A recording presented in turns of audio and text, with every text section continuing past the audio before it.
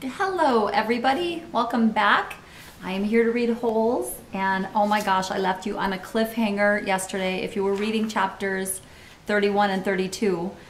Okay, the very end where we left off was Stanley. You can imagine Stanley is running away because he had stolen the car, not the car, but the Mr. Sir's truck, and he drove it straight into a hole. Remember, the airbags went off, and then he got up and he ran off into the dry lake bed, and he had his canteen. It was empty, but it was pounding against his chest. So, and who was he going to find? Can you remember? Yep, Zero. He's trying to find Zero. Hopefully he'll find Zero. Okay, I want to get started. Before I read today, chapter 33 and 34, I have a riddle for you. I'll tell you the answer at the end. What has to be broken before you can use it? Has to be broken before you can use it. So think about that, and I'm going to read chapter 33 and 34 in Holes. He slowed to a walk. As far as he could tell, nobody was chasing him. He could hear voices coming from back by the truck, but couldn't make out the words. Occasionally, he'd hear the revving of the engine, but the truck wasn't going anywhere anytime soon. He headed in what he thought was the direction of Big Thumb. He couldn't see it through his haze. Walking helped calm him down and allowed him to think clearly.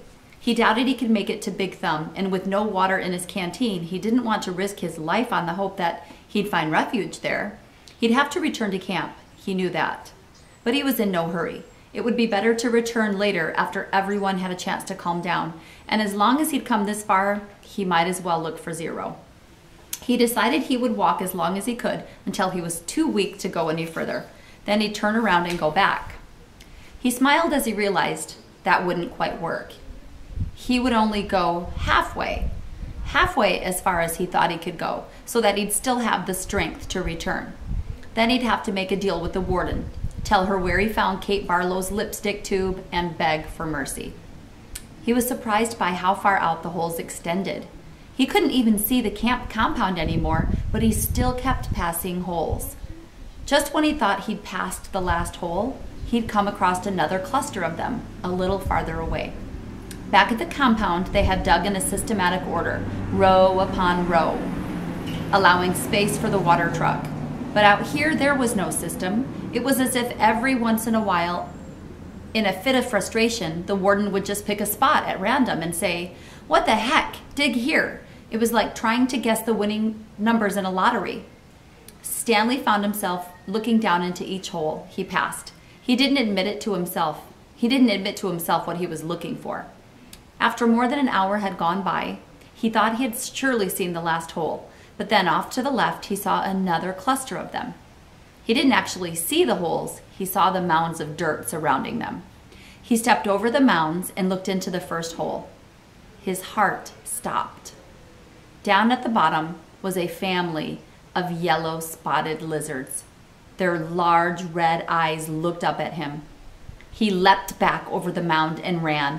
He didn't even know if they were chasing him. He thought he might have seen one leap out of the hole. He ran until he couldn't run any farther, then collapsed. They hadn't come after him. He sat there a while and caught his breath. As he got back to his feet, he thought he noticed something on the ground, maybe 50 yards away. It didn't look like much, maybe just a big rock, but in a land of nothingness, any little thing seemed unusual. He walked slowly toward it. The encounter with the lizards had made him very cautious. It turned out to be an empty sack of sunflower seeds. He wondered if it was the same one Magnet had stolen from Mr. Sir, although that didn't seem likely. He turned it inside out and found one seed stuck to the burlap. Lunch. Chapter 34. The sun was almost directly overhead. He figured he could walk for no more than an hour, maybe two, before he had to turn back. It seemed pointless. He could see there was nothing ahead of him, nothing but emptiness. He was hot, tired, hungry, and most of all, thirsty. Maybe he should just turn around now. Maybe he'd already gone halfway and didn't even know it. Then, looking around, he saw a pool of water less than 100 yards away from where he was standing. He closed his eyes and opened them to make sure he wasn't imagining it. The pool was still there. He hurried toward it. The pool hurried away from him, moving as he moved, stopping when he stopped. There wasn't any water. It was a mirage, caused by the shimmering waves of heat rising off the dry ground. He kept walking. He still carried the empty sack of sunflower seeds. He didn't know if might find something to put in it. After a while, he thought he could make out the shape of the mountains through the haze.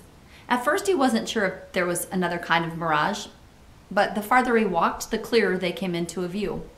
Almost straight ahead of him, he could see what looked like a fist with its thumbs sticking up. He didn't know how far away it was. 5 miles, 50 miles. One thing was certain, it was more than halfway. He kept walking toward it, although he didn't know why. He knew he'd have to turn around before he got there, but every time he looked at it, it seemed to encourage him, giving him the thumbs up again. As he continued walking, he became aware of a large object on the lake. He couldn't tell what it was, or even if it was natural or man-made. It looked a little like a fallen tree, although it didn't seem likely that a tree would grow here. More likely it was a ridge of dirt or rocks. The object, whatever it was not on the way to Big Thumb, but off to the right. He tried to decide whether to go to it or continue toward Big Thumb, or maybe just turn around.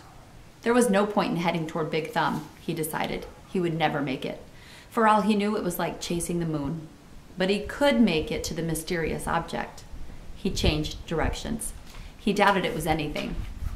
But the fact that there was something in the middle of all this, nothing made it hard for him to pass up. He decided to make the object his halfway point, and he hoped he hadn't already gone too far. He laughed to himself when he saw what it was. It was a boat, or part of a boat anyway. It struck him as funny to see a boat in the middle of this dry and barren wasteland, but after all, he realized this was once a lake. The boat lay upside down, half buried in the dirt. Someone may have drowned here, he thought grimly, at the same spot where he could very well die of thirst. The name of the boat had been painted on the back. The upside-down red letters were peeled and faded, but Stanley could still read the name. Mary Lou. Oh gosh, do you guys remember who Mary Lou was? Yes, Sam's donkey. So I wonder if that's the boat that Sam was on. And Kate kissing Kate Barlow before she was kissing Kate Barlow. On one side of the boat, there was a pile of dirt, and then a tunnel leading down below the boat.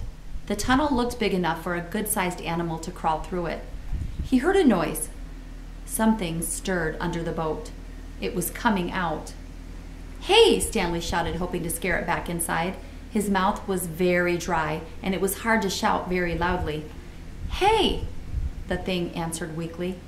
Then a dark hand and an orange sleeve reached up out of the tunnel. My neighbor's walking by and I'm waving at her. Oh my gosh. Okay. Who do you think it is? Make your guess.